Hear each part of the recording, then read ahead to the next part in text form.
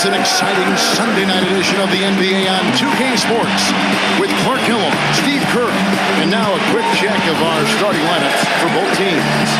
First for San Antonio, Parker and Danny Green are your 1 and your 2. And in the middle, out of Brazil, taken with the 28th pick back in 2008, the 6'11" pivot man, Thiago Splitter. Then there's Kawhi Leonard, and it's Duncan in at the 4. And for the Heat, Chalmers and D. Wade are the guards. And playing at the 5, the always versatile 6'11" star big man, able to score inside and out, Chris Bosh. Then it's LeBron James, and it's Haslam in at the 4 slot.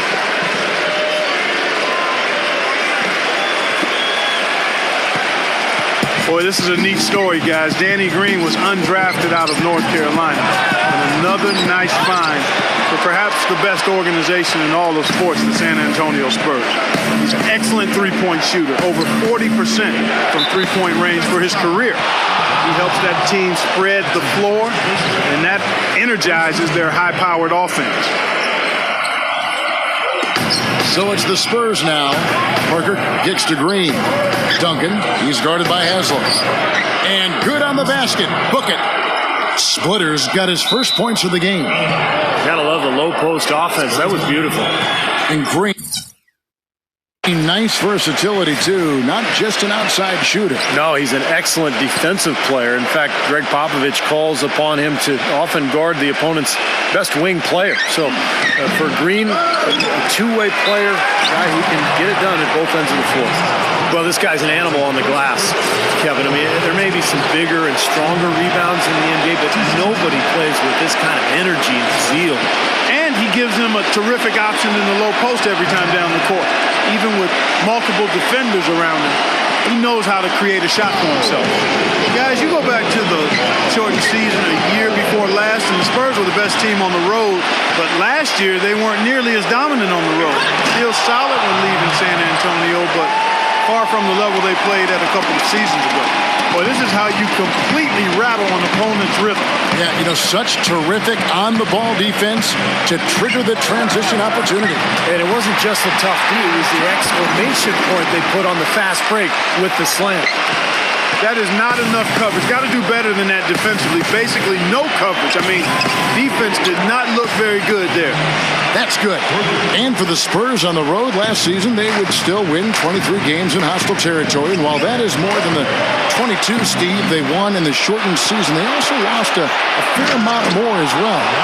Well, for the Spurs, Kevin, I think they did what they needed to do. You know, the Spurs manage the regular season. They know when to turn it on and when they can maybe relax a little bit. The big thing is they just want to stay near 500 on the road, protect their home court, and be healthy going into the playoffs, and that puts them in a good position. Earlier, Doris Burke spoke with head coach Eric Spoelstra. And what'd you find out, Doris? I asked him about how his team is going to handle the veterans of the Spurs, and he said there really isn't a whole lot that Duncan and them haven't seen, so you can't surprise them one way or another. Really, it comes down to us being as careful with the ball as they are and being efficient in our possessions. Sounds simple enough, gentlemen. And thank you, Doris. The Heat making a switch here. Battier's checked in. Parker kicks to Duncan. And a foul on the shot. He'll go to the stripe for 2. It's going to be on Shane Battier. One of the holy grails, if you will, for statistical achievement is to put a quadruple double on the books. Duncan came close in the 2003 finals, but he also came fairly close to it last year as well. 31, 18 rebounds, 6 assists, and 5 blocks. You know, Steve, you talk about big games for Duncan last season. Don't forget the game against Utah with 21 rebounds, 22 points, 6 blocks. It was incredible. Yeah, he's the first player 35 or older to post a 20-20 in 5 games since 2001 when, ironically enough, his old teammate David Robinson reached that mark. So something's going on down there in San Antonio, I guess. Talk about the definition of a role player, guys. What the perfect role player should look like, I think it's Shane Battier. I mean, he's as good as it gets in that role. An elite defender, can guard anybody, and he can hit the 3 at a pretty good rate. Smart, good passer. Just the epitome of what you want in a role player. From deep, rejected by Duncan. In transition, here comes San Antonio, and Green slams it in. I couldn't have dreamt of a much better start than what they've had here today. Everything's worked, especially offensively, and what a lead they have already to show for it. And, you know, you talk about Battier. He knows how to play his role. He doesn't try to do too much. And he's got a great basketball IQ, understands angles and percentages. He seems to be able to guard about 3 different positions, and a terrific weak side defender. He's always the guy there waiting to take a charge. And a moment here to take a look at the scoring breakdown for the Spurs. Well, they're trying to play fast and trying to put the defense on their heels. They've gotten their fair share of points off turnovers so far tonight, too. Only 3 teams in the entire Eastern Conference had a better than 500 record against the West, and no surprise the Heat were one of those 3, and they were dominant against Western Conference opponents all year long. And at the free throw line, it's all about consistency. Same routine, same strokes.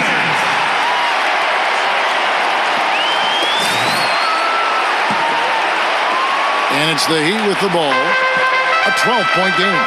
Mark, adding on to what you were saying about the Heat versus the West, they ended up 25-5, which is incredible, Steve, given how many tough teams that are in the Western Conference. It's amazing, Kevin. They had a better record against the West than they did against the East in terms of their winning percentage. So I think that speaks to just how motivated Miami was when they went out on the road to the West in particular to really show everybody how good they were. Both free throws good from Green.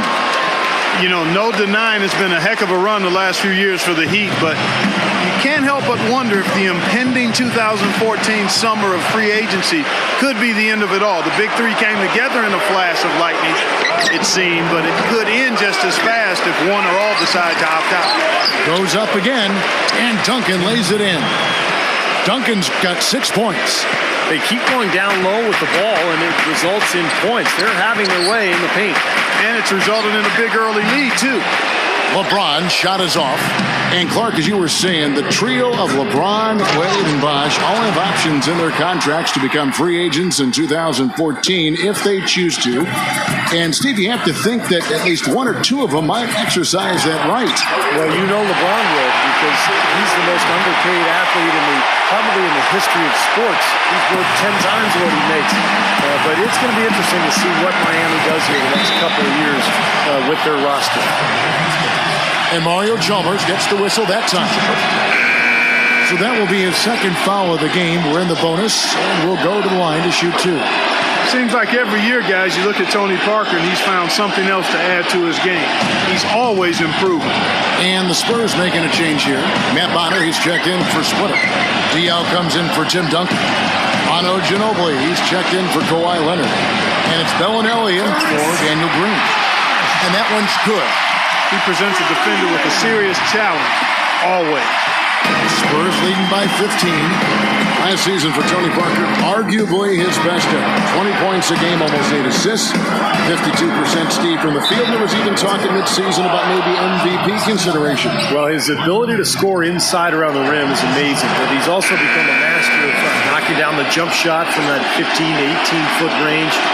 But really, this team has been built now around Parker. Their offensive strategy completely tailored to suit his talents. Here's what Miami's going with right now. Chris Anderson is checked in for Bosh. Allen comes in for LeBron. And it's Norris Cole in for Mario Chalmers. The Spurs have gone 8 of 12 on field goal attempts so far. And Parker, here we go. Count the bucket. Parker's got 6 points.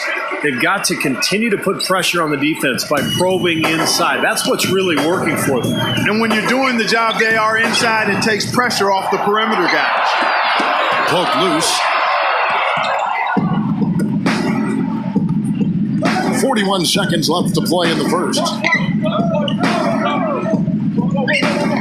Now Bellinelli. That's 2 fouls for him very early in this ball game. He'll probably have to spend some time on the bench before halftime. You know, the Spurs really have a cohesive culture, and part of that is something that Greg Popovich has been able to do, and that's being able to join guys together that normally might not hang out. For instance, you had Matt Bonner taking Steven Jackson out to a Coldplay concert last season. One way to help guys get to know each other off the court, and it helps them on the court. Anderson on the money from 12 feet away.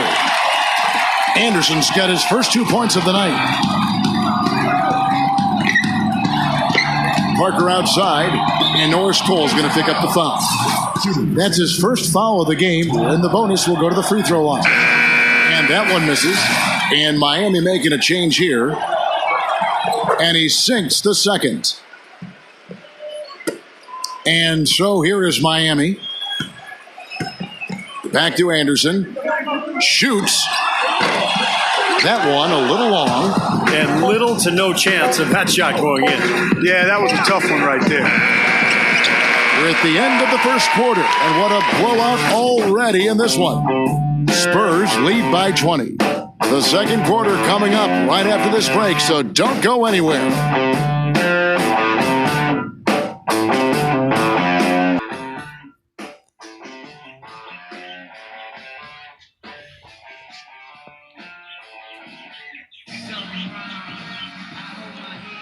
Welcome back, folks.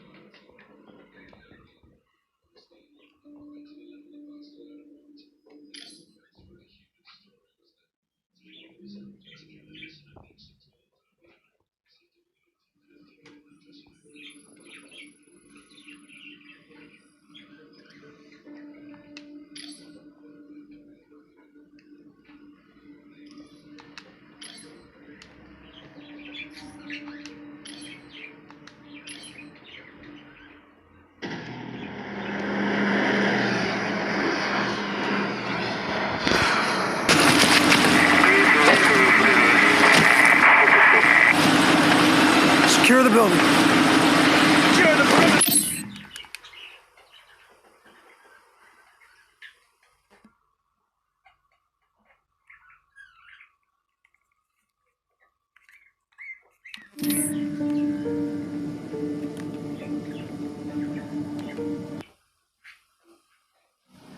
They found where I was being held prisoner with a spy satellite. One of them KH-9s. This baby, it shits out a film canister 12 miles up. A C-130 comes by, snags it at about 30,000 feet. This was not the digital age. This film had to be processed, analyzed, and delivered, all by hand. Our dog in the fight, this guy named Jonas Savimbi. You think I'm fucking nuts? This guy.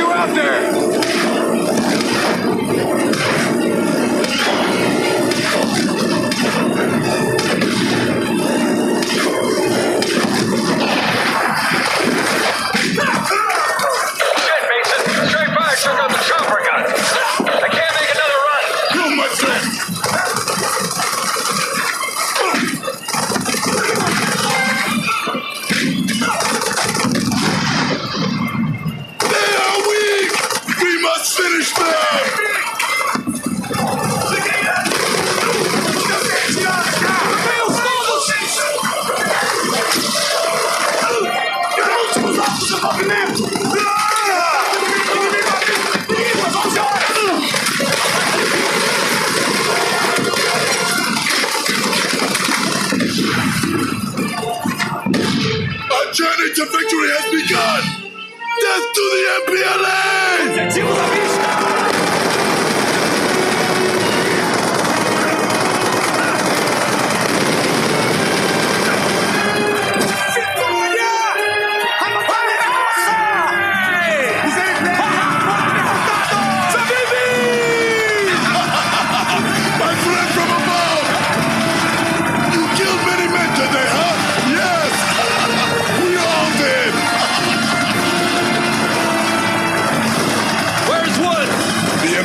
Not yet defeated.